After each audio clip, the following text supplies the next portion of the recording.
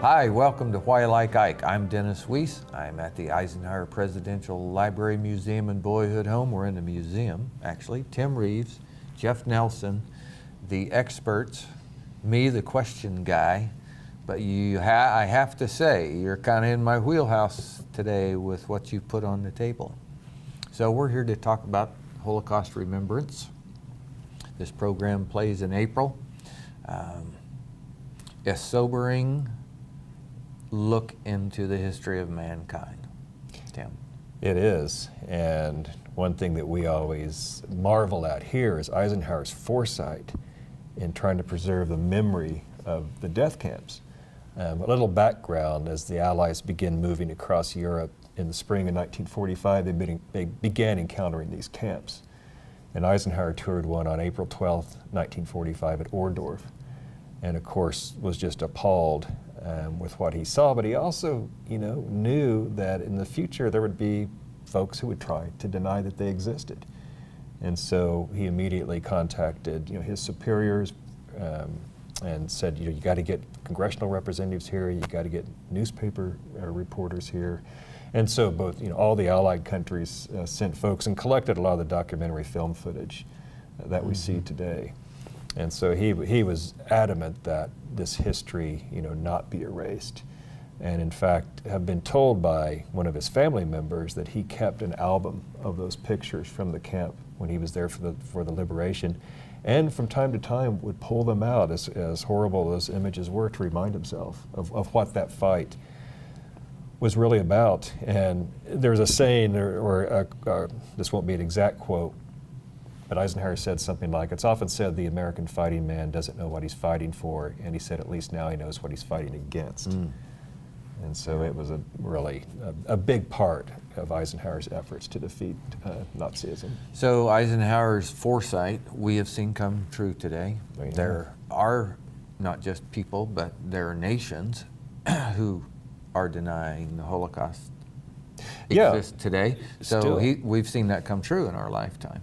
And it's not insignificant. It's either whether you're geopolitical, religious, or any combination thereof, it's still a significant position. And Eisenhower foresaw this is something that we have to prove beyond a shadow of a doubt happened.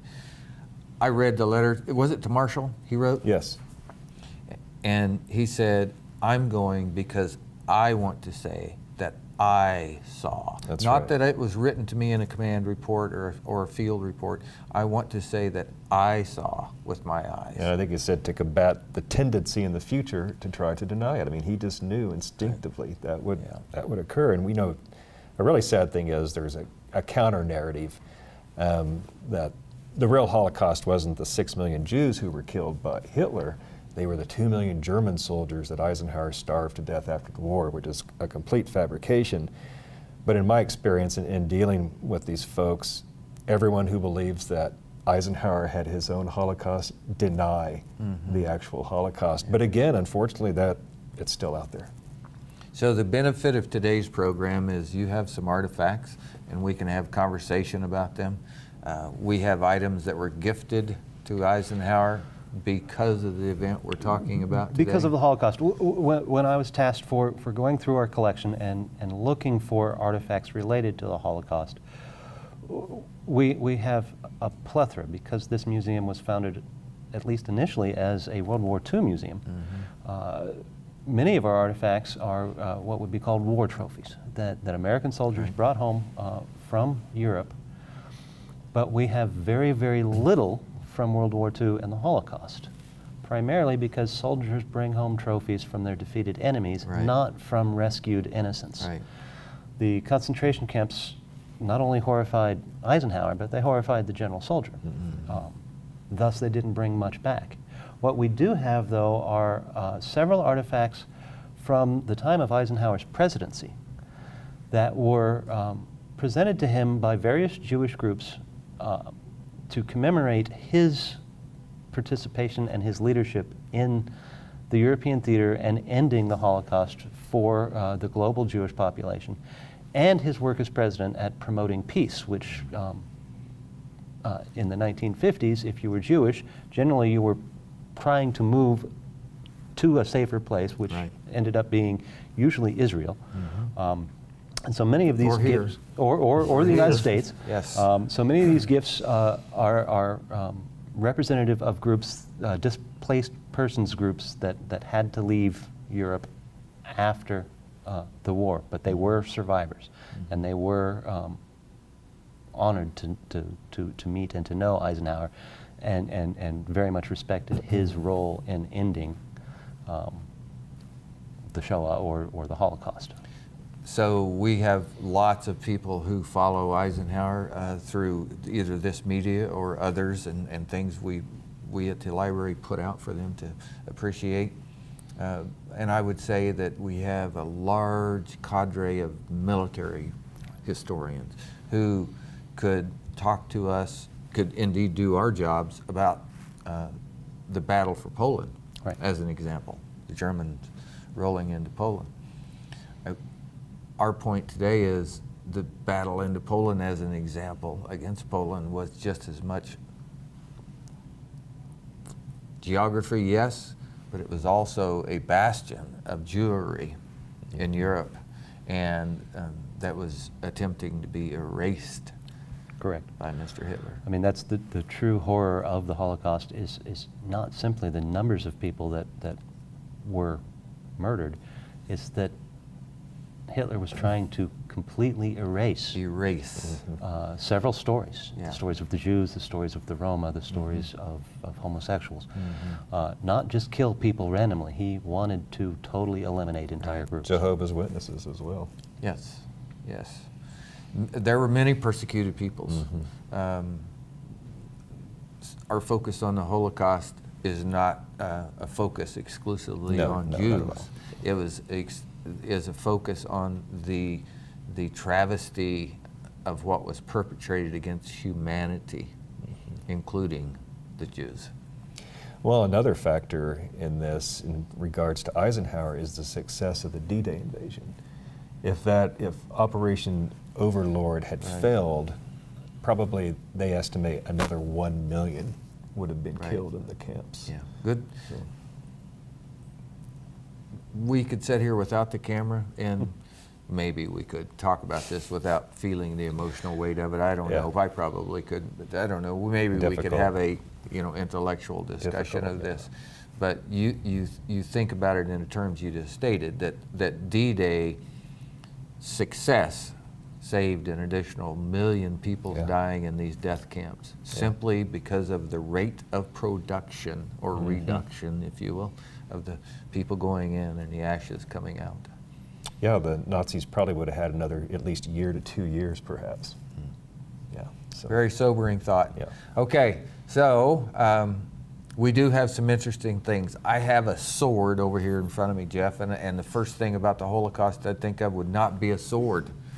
But Exactly. But there's a story here, and you can tell it. The sword and the Jewish Pentateuch, or the Jewish equivalent of the Bible or the Old Testament that we have here, both came from the Park Avenue Synagogue in New York City.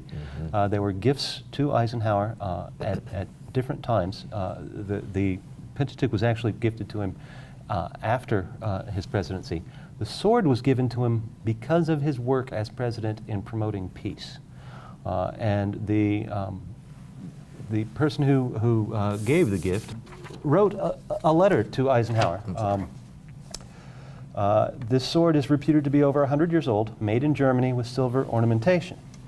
It was originally given in September 1945 by the Jewish displaced persons in Stuttgart who had been liberated by American troops from the Nazi concentration camps. It was then gifted to Captain Judah Nadich of the U.S. Army. He was serving as the advisor on Jewish affairs to General Eisenhower.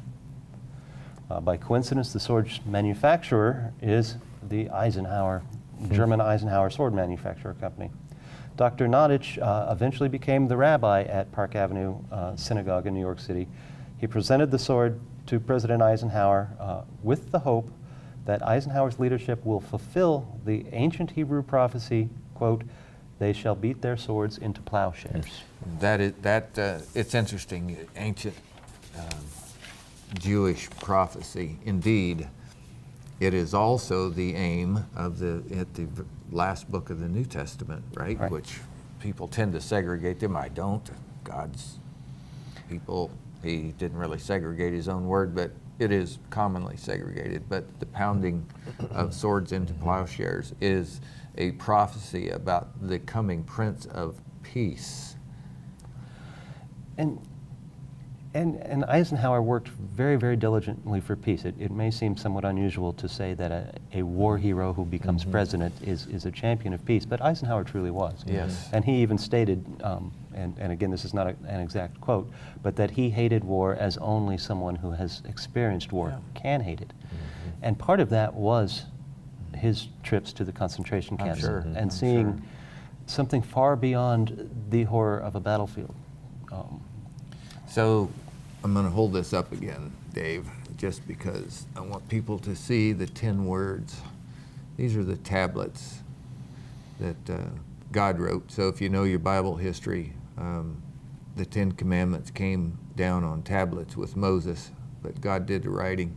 So here's a representation of the 10 words in Hebrew, which are 10 Commandments. My favorite verse in the Bible, I flipped to it. 2 pages are stuck together there, so I can't read it out of this, but Genesis 15:17, I do believe, but it's talking about Abraham, who's the star, if you will, of Genesis, the father of faith, but he was directed by God to create a sacrifice, and he did so. He followed the instructions and laid it out as he was told, but during the night, a flaming torch came by itself and passed between the pieces. The biblical understanding of that is that God himself made the covenant with Abraham and made the sacrifice himself, which ties back to the New Testament, sending his son for a sacrifice of sin.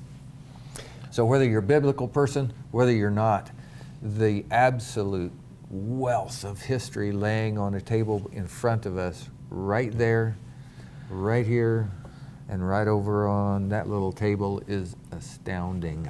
And in this particular Bible, Dwight Eisenhower himself filled out the front flyleaves. Yes, with family history. With family history, and then a description of why he was presented this. It was given to him on May 28th, 1965, again by the Park Avenue Synagogue, to commemorate the 20th anniversary of his participation in freeing, quote, thousands of Jews 20 years earlier from the Nazi prison camps. I just love that. When you showed it to me before we turned the camera on, my heart almost stopped. So Mr. Eisenhower would have gotten thousands and thousands of gifts. Indeed, they're filling your archives, right? He took the time to he turned this into his family Bible, like we see in the Boyhood Home, the Eisenhower family Bible that's there. And the programs we shot about that, how important that document was to the family Eisenhower. But Dwight David Eisenhower took the time in his own hand to write his family history here, and the reason why it was significant to him. That's a very personal act. It is, and you often don't see that kind of personal attention either to letters he received or gifts he received. Right. So yeah, you really can't see that. A couple points. Jeff mentioned that the sword was manufactured by the Eisenhower works, and that name Eisenhower means iron hewer or smith. Yes. And so you can see that connection to Ike. And then the flaming sword of Shafe, the Supreme Headquarters Allied Expeditionary Force, which is a flaming sword against a black backdrop, which is the sword of liberation cutting through Nazi tyranny. Powerful imagery we have today, fellows. So, Jeff, I want you to go to the Torah scrolls and tell us the story. This is kind of special. The Torah was gifted to Eisenhower at the end of his presidency by the Jewish Theological Seminary of America, which is located next to Columbia University. Okay. Eisenhower has a little bit of history with the seminary. While he was president of Columbia in 1948 and 49, the Jewish seminary gave him an honorary degree. 1960 rolls around, they present him with this Torah, Jewish Torah, contains the first 5 books of the Bible, Genesis, Exodus, Leviticus, Numbers, and Deuteronomy. This Torah comes from Marburg, Germany. Marburg is a relatively small town in Germany. It is somewhat agricultural, so there can be relations made to living in Abilene. This small town in the 1930s had a small Jewish population of about 380 people. During Kristallnacht, its synagogue was burned to the ground. The Night of Broken Glass. The Night of Broken Glass. The Holocaust Museum in Washington, D.C. has a charred fragment of the original Torah that was burned. This Torah was most likely produced after 1945. It was presented to a rabbi in 1950 who was working on religious freedom committees for the United States, for Eisenhower. It was presented to Eisenhower as part of the Universal Brotherhood Award. This Torah was given by the Jewish community of Marburg to the United States as they were leaving in 1950 to immigrate to Israel. The Jewish community in that city was not refounded until the 1980s. There is now, once again, a small Jewish community, but even though it's a large and quite beautiful Torah, the story of just a small town and how easily that town eliminated one of its minorities and got rid of them. It's a story of towns all over Europe during the time that we are making this program about. The Torah, the scroll itself of a synagogue would have been their most valued possession.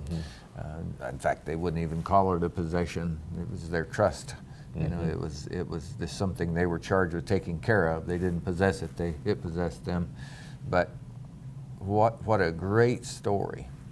And again, I know I'm often a little redundant about this, but it's here. It's at the library. Right. You can come, learn, look, learn, listen. You can appreciate your point of view about these artifacts because they're here. And the records we have relating to the Holocaust and the liberation of the camps. We have a great collection of letters written by a Private Harold Porter, who wrote very graphically and very well of what he encountered and sent the letters home to his parents, which were eventually given to us. And they're so valuable that they're used heavily at the U.S. Holocaust Museum and really by Holocaust scholars from around the world. And you know, they thought to send the originals to the Eisenhower Library. But many primary sources on the Holocaust. One artifact we haven't talked about, this little lamp. The little lamp, that was a gift from, it's called the Lamp of Freedom, and it was a gift from the United Jewish Appeal. And very much as these other gifts, it was a gift thanking Eisenhower for his role in ending the Holocaust and also thanking him for his continued role in promoting world peace. The global Jewish community in the 1950s was very interested in maintaining peace because they, almost unlike any other group, had suffered horrendous atrocities during the war, and they were very interested in preventing those atrocities from happening. We do have Eisenhower's response to receiving this lamp. The lamp is from the Middle East. It dates from 50 CE, Common Era, or 50 AD. So it's roughly 2,000 years old, a little older. Dwight Eisenhower writes, "Dear Mr. Rosenwald, I want to tell you again, and in a little more private manner than was possible in front of the cameras, how deeply appreciative I am of the thought that prompted you and your associates to bring me the Lamp of Freedom.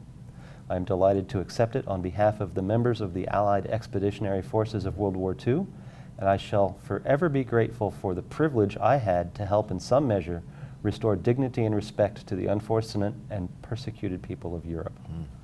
The lamp I shall everlastingly treasure, both for what it symbolizes and because it was presented to me by you and your associates." Powerful letter. There's a great speech. There's a great speech. That's a great speech. Yet again. Yeah. So as we close our show today about Holocaust remembrance, and we urge you to spend the month that you'll be watching this on television and on the internet to do your own work in this regard. But I want to point to that little lamp of freedom. It's not very big, Jeff. Nope. It's just a little, it would hold only a small flame. But as long as the lamp of freedom, can't quote Eisenhower, but I will paraphrase him. As long as the lamp of freedom holds a little flame, it can be used to light others. And freedom is what must be persisted in order for people to treat each other humanely. Boy, what a powerful show you brought to me today. Thanks for sharing it with me. I really have appreciated it. We hope you enjoyed getting to see some of the artifacts and listen to the experts here at the Eisenhower Presidential Library. I love Like Ike show. It's so rewarding to sit here and enjoy the benefits of the Eisenhower Presidential Library Museum and Boyhood Home. We appreciate your attendance behind the screen today. Come and see us at the library. I'm Dennis Weiss, Tim Reeves, Jeff Nelson, wishing you a great day.